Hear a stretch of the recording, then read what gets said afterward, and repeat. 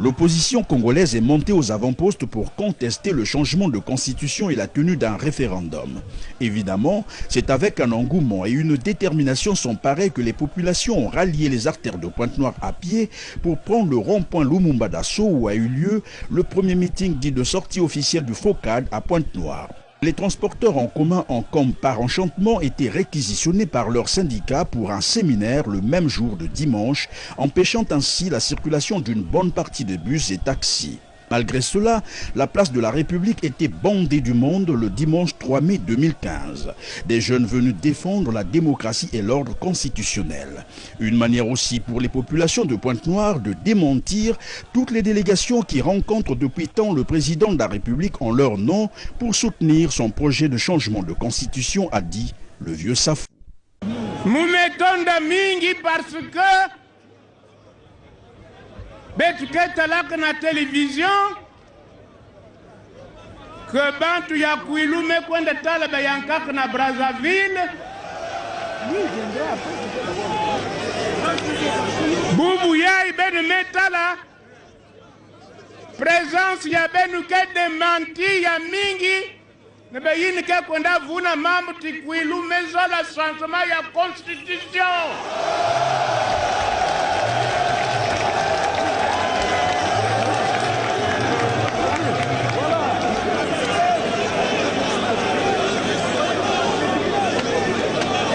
Donc, nous tellement si que ben kele, sommes nous défendre boile yayi, ya commencé vendre royauté, boile ya tati ya famille ya ba mama, ya kele diaka bantu boile ya Congo ve.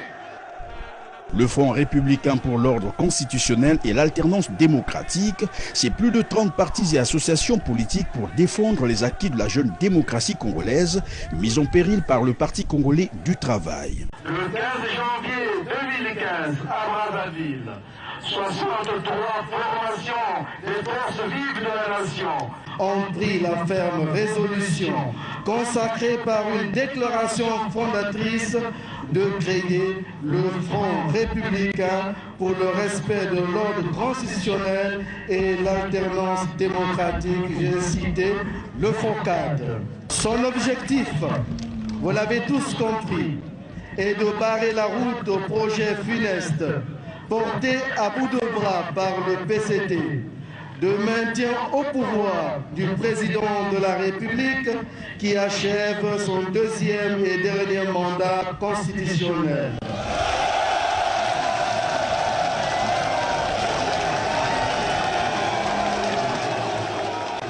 Plusieurs thèmes ont été ainsi développés au cours de ce meeting pour sensibiliser le public pontonegrin sur la nécessité d'une alternance démocratique au Congo-Brazzaville et stopper net le processus engagé par le Parti congolais du travail, notamment le changement de constitution, qui de fait est dans le même temps un engagement du pays dans la voie de la monarchisation, a rappelé plus tard Clément Mirassa.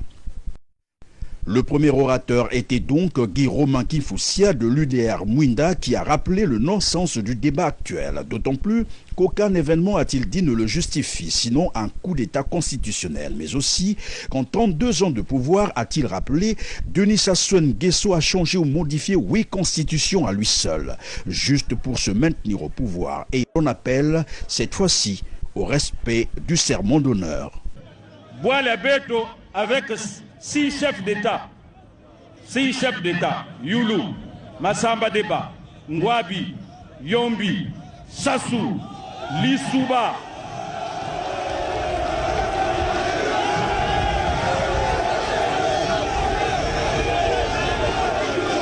Sisina, Samba président Samba Nouina, mais qu'ils ont utilisé ce petit la boîte à béto, 13 constitutions.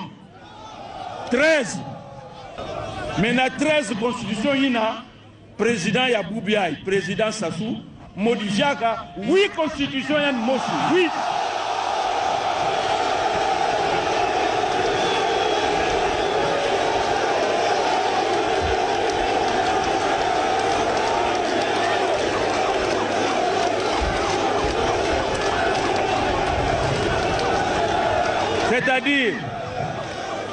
C'est-à-dire yazo la tuba inki yazo la tuba que tata ina chaque fois qu'il y a que zo la kuvwanda na pouvoir mayela yandi ne kumodifier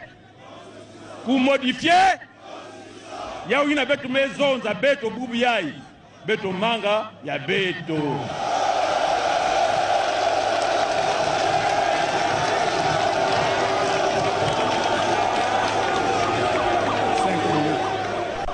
Clément Mirassa est intervenu sur la gouvernance électorale, rappelant que le président Denis Sassou Nguesso n'a ni le pouvoir ni les prérogatives de changer la constitution du 20 janvier 2002.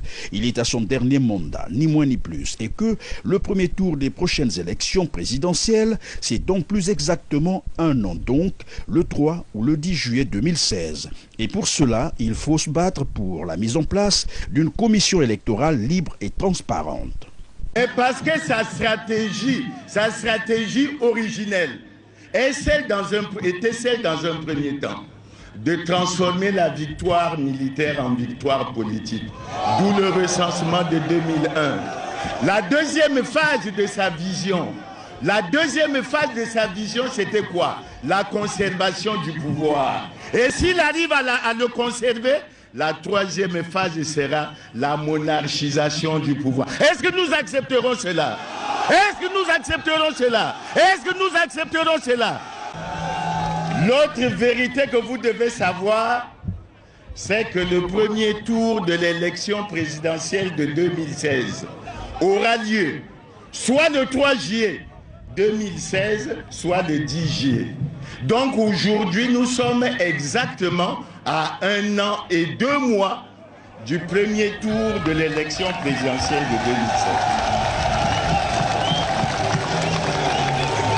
2017. Et comme vous savez, il y a beaucoup de choses qui se disent. J'entends les gens du PCT dire l'opposition a peur que le président Sassou soit candidat. Mais le président Sassou ne peut pas être candidat.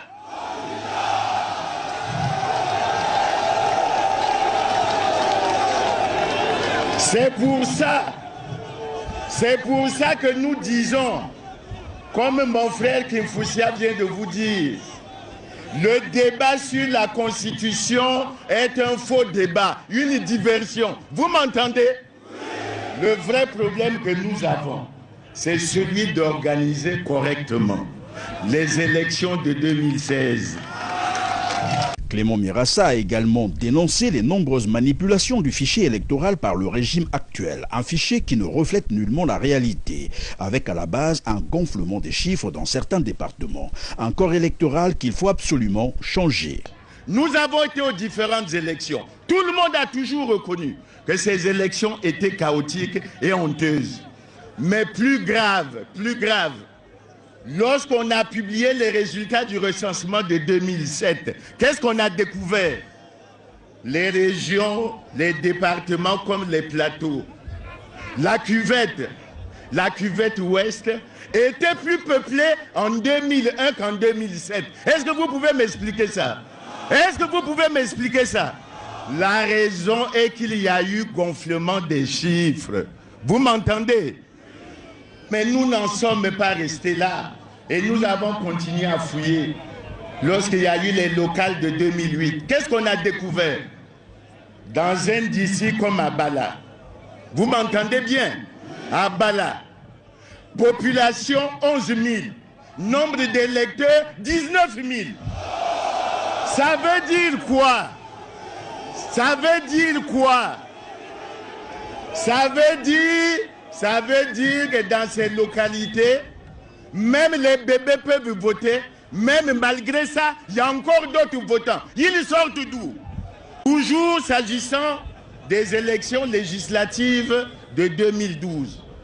Vous prenez Madibou. Au premier tour, 7 706 électeurs. Au deuxième tour, 45 924 électeurs. Qu'est-ce qui s'est passé? Nous n'en saurons pratiquement rien. C'est pour ça que nous avons dit, nous ne pouvons pas aller à l'élection de 2016 avec ce système de tricherie et de fraude. Vous m'entendez? L'orateur a en outre informé le public de ce que le FOCAD a transmis un mémorandum au président de la République.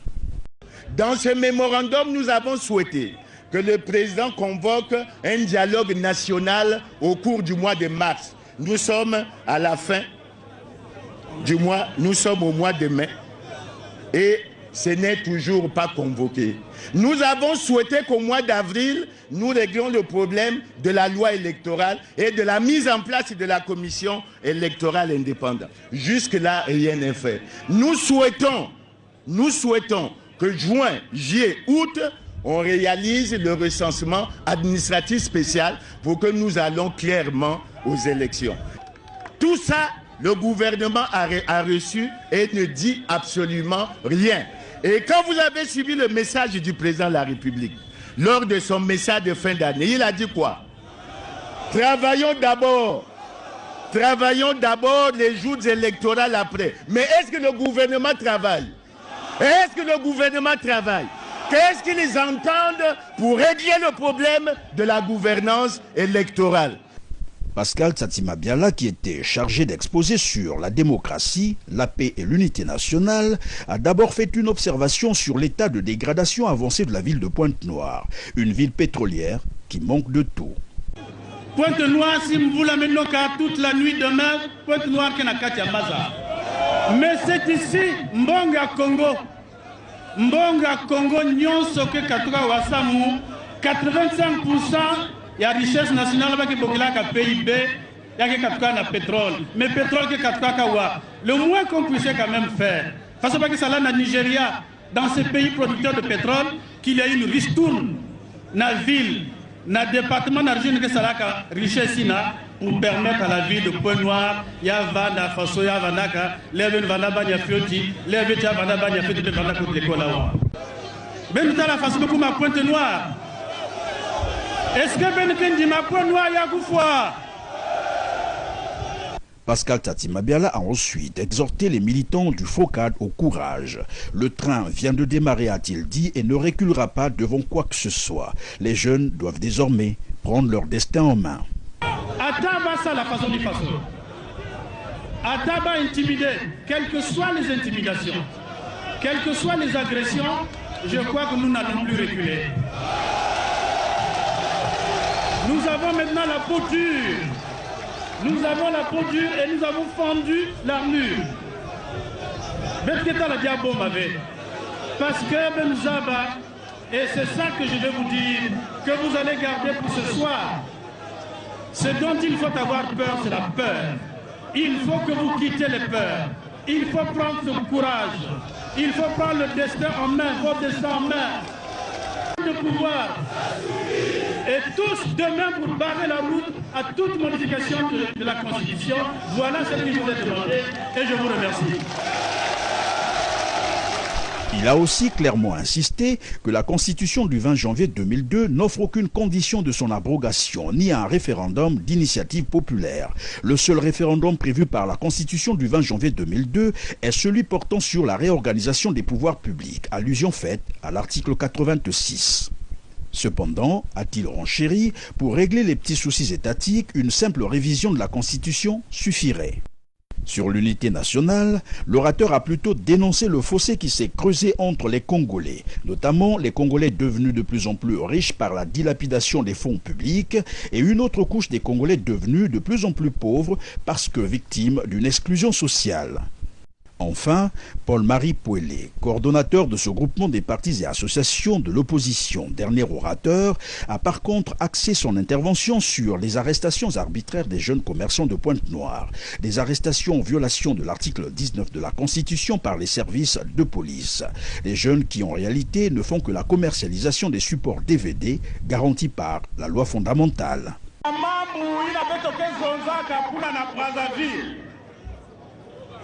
Yake voandana ba jeune ke bakaya una ba cassette pe bake textila beno yao bake kulongisaka beno yao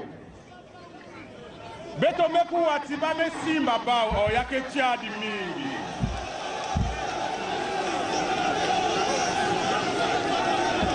beto ke lomba na ba mfumu ya Pointe-Noire to bamfumu ina que même au niveau national.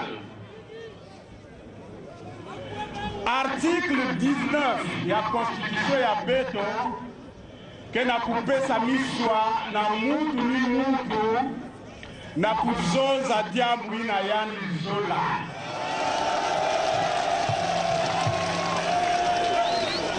Donc betre lomba si motif ke kaka sabla kutekisa ba mambo ya beto ebe beto mosi yau ya betre na kuzonza na toile ya beno.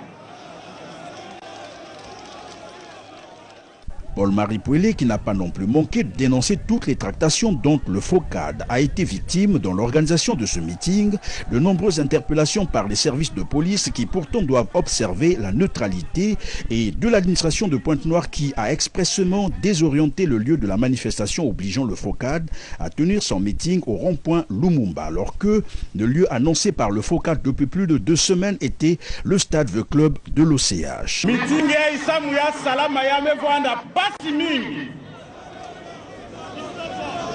Ya mevanda ano ba jeune maison za bakesa la pilière. Oh non, beno me kuisa na kusala pilière. Mais présence ya beno ya massive ya me démentir ba membre nyonso ina ba vanda tuba. Clôturant le meeting, le maître de cérémonie a recadré une chose pour édifier le public. Disons que le combat actuel, et bien entendu celui mené par le FOCAD, n'est nullement un combat du Nord contre le Sud comme on veut le faire comprendre. C'est plutôt un combat d'idées et d'idéologie. Est-ce que vous avez entendu les cris de guerre? Vous avez entendu que nous voulons la guerre? Parce que partout on dit, nous sommes les ennemis de la paix. Vous venez là de faire la différence entre les menteurs qui viennent vous dire le contraire de ce que nous vous disons, entre les fossoyeurs de la paix et nous qui venons vous dire la vérité pour conserver la paix. Deuxièmement, que personne ne vienne vous dire qu'il s'agit d'une guerre nord-sud. Moi, je suis Makwa. Je combats le président Sassou de la même région que moi depuis qu'il est au pouvoir. Il n'y a rien de nord-sud là-dedans. Alors, ces choses-là doivent être comprises. Il s'agit des questions de la République. Il s'agit de donner du travail aux jeunes. Il s'agit d'arrêter de voler. Il s'agit d'arrêter de spolier.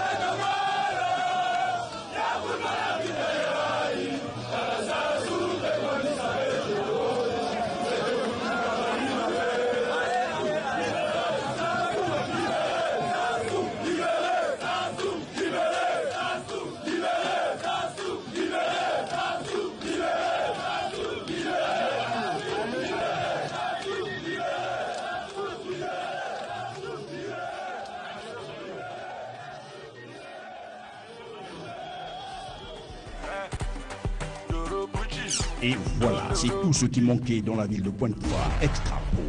Extra Pro, un cabinet de presse privé et de post-production vidéo. Pour tous vos reportages événementiels ou conventionnels, adressez-vous désormais aux professionnels de la caméra et de la vidéo à Extra Pro, c'est aussi le montage de vos vidéos tournées ailleurs. La location des caméras Full HD professionnelles. Extra Pro vous propose également des formations ou des cours de mise à niveau sur l'informatique, le montage vidéo numérique et la caméra, la production des émissions télé ou radio et des grands reportages magazines. Avec Extra Pro, immortalisez aussi vos meilleurs moments de la vie, mariage, anniversaire, excursions, séminaires ou bien d'autres événements. N'hésitez plus, appelez dès maintenant Extra Pro ou rendez-vous sur place du côté opposé du PSP de Tiétié Massola, en diagonale du transport électrique de la SNE. Extra Pro, réinventant l'image et la communication.